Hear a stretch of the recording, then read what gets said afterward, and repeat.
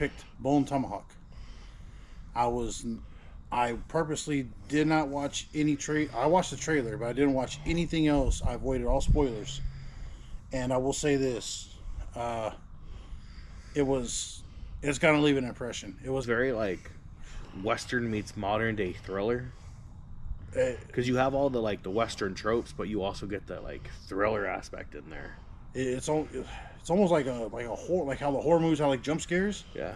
But the jump scare wasn't for you. It was for the characters in the movies. Yeah. They just fucking got. Like Westerns, they never fucking have. They don't show like blood in there, all that shit, like stuff like that. Oh, yeah. But I don't know, it was just like on this one, it was just like perfect blood and everything on there. Like, It was realistic, and it was realistic enough that it wasn't like an Eli Roth movie where they cut someone's throat and just like sprays out. I mean, the practical effects were great. Like the blood was just very, very thick, and it just pulsed out. There's a lot of disembowelment in the movie. just like when he was like on the first part when that guy was like slitting that guy's throat, he's all. The way it just sounded, sounding ruthless, but it's like you could tell a real dull blade. What you would probably find on the frontier, anyways. Yeah. But you find some rocks at least halfway sharp in it or something, right? Hey, when you do a sneak attack like that. Yeah, I guess it's true. But don't you think it would pierce the? That's what I'm saying. I would use a point in at least and stab through it. He kind of did like some sign motions, and he was pushing. That shit looked like a fucking Taliban, like Yeah, dude, a early 2000s fucking beheading video. Yeah, Dude. it was like it was trying, but it was not going through it. It was a pretty graphic movie overall. Like, I actually very much liked it. It was very much of what we called a slow burn. I think it caught the attention and it held you there because like how you said, it was a slow burn, but to me that's how a Western is all the time for me. It's always just slow, always, no matter what. And out of nowhere, boom, it fucking just hit you real hard. Story takes place on the frontier in a non-specific Western place on the frontier after post Civil War. And these two guys fucking decide I'm gonna fucking rob somebody. And I'm just gonna. So like as this is going on, the movie opens with two what we would consider to be highwaymen. They're just they ambush they ambush some people. They murder them, start taking their stuff, and then they get ambushed by what we find out later to be called troglodytes. We thought they were just a native tribe, but turns out they're not. They're something different. And they get ambushed. One of them dies. The other one makes it all the way to this nearest town. The nearest town, he basically becomes a drifter. He stumbles into town. They begin to investigate. Sheriff's told, hey, this guy is sketchy. They go and check him out. And as he starts interrogating him, he figures out, obviously he's a highwayman, so he goes to leave. Shoots him in the leg, call for the doctor. Doctor's gonna doctor him up overnight in the jail before she goes home. Everybody goes home for the night. They're gonna fix this guy up. In the morning they return. She's gone. Everybody in the jail's gone. The horses that are this rich asshole owns in that town are also gone. The stable boy's dead. The stable kid's gone. He's dead.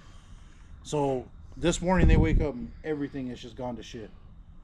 Well, they slowly determine after getting a native guy, and they get pretty much the whole town together and discuss what they think is likely to have happened. And the native guy says, yeah, this is with these arrows, this is this tribe. You don't stand a chance against them.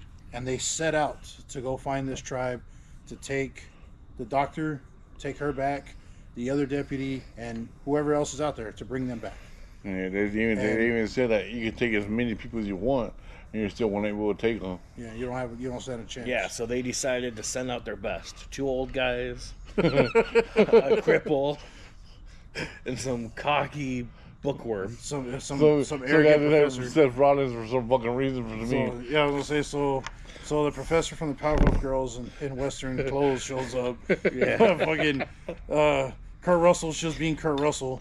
Oh, so great. He didn't take. I like the fact that he wasn't from the Hateful Eight. He wasn't from The Thing.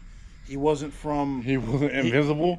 Yeah, exactly. He wasn't. He wasn't from any of these other movies where he just kind of reuses the same character. Mm-hmm. He was a I guess Kurt Russell's just Kurt Russell, but And I mean, he has the best line in the movie. he brought a little flair. He brought a little flair to that character.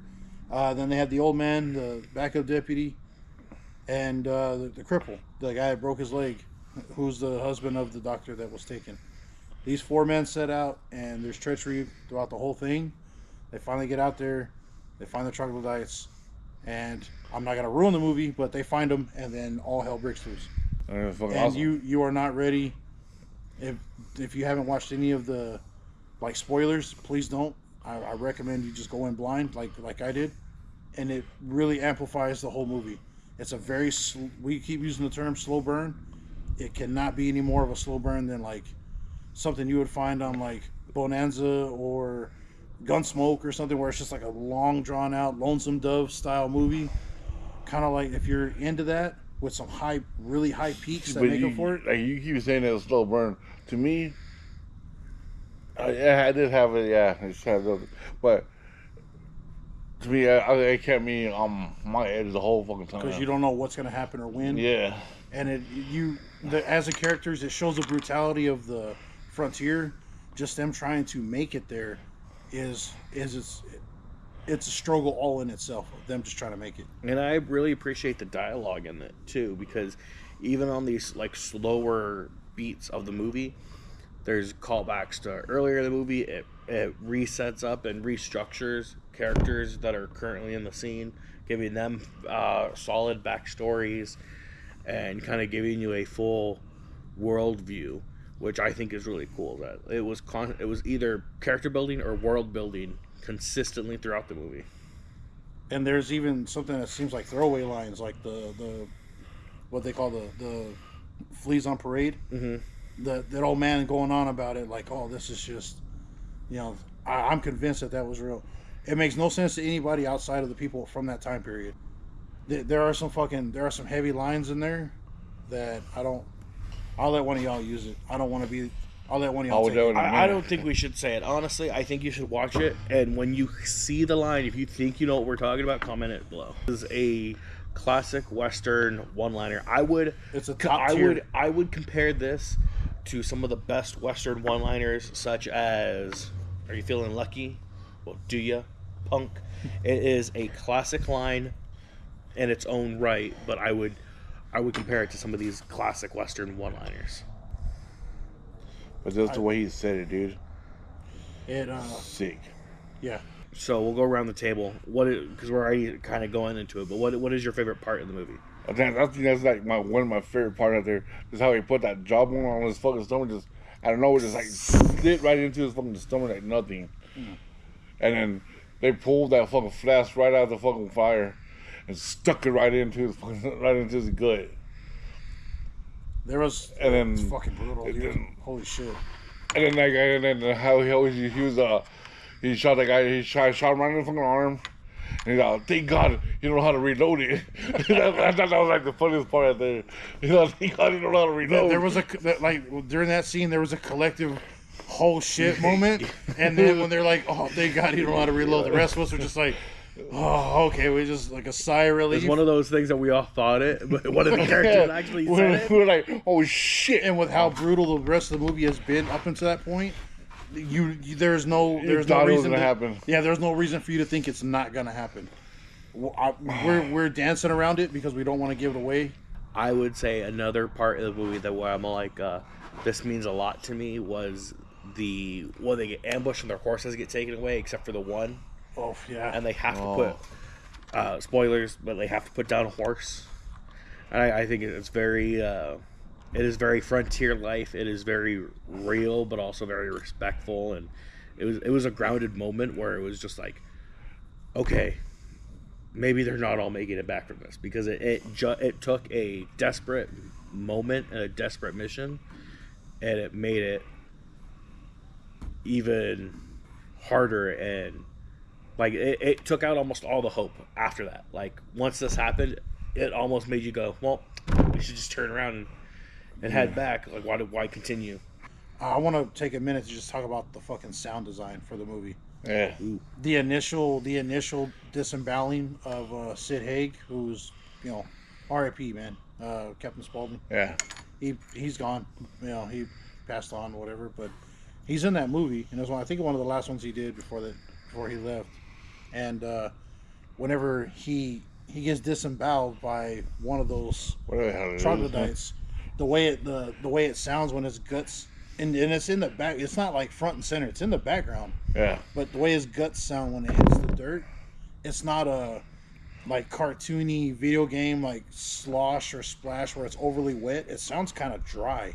Mm-hmm. If you've ever like killed a goat or a sheep and you take its guts out and you throw it like in a bucket because you're gonna get rid of it, it sounds very similar when it hits the dirt. Or like you're field dressing a deer and you're taking the guts out to throw them for the coyotes or whatever to take the meat off. It sounded like if they took the sound just from that. All the characters as they were walking and moving, the mics that they had, it sounded like it was in their boots. You could hear everything jingling, like the canteen sloshing. Yeah. But the funniest part was every time they open the door. They reuse the same door opening or closing sound effect like 4 times in a row. Yeah. And I was like, dude, there it is again. It's the exact same sound. That confused me, like how I was telling you when we were watching it.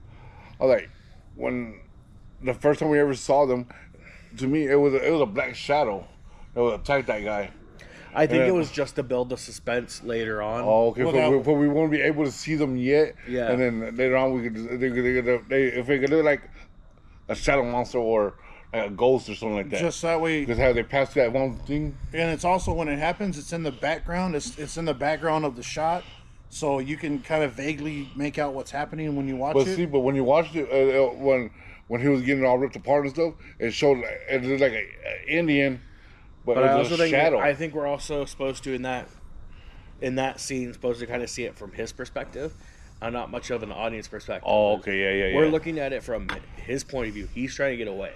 Yeah. Out of 10, how would you rate this? Holy shit, bro! Well, you're first. What do Me? you got? I'll give it at least 8.5. All right.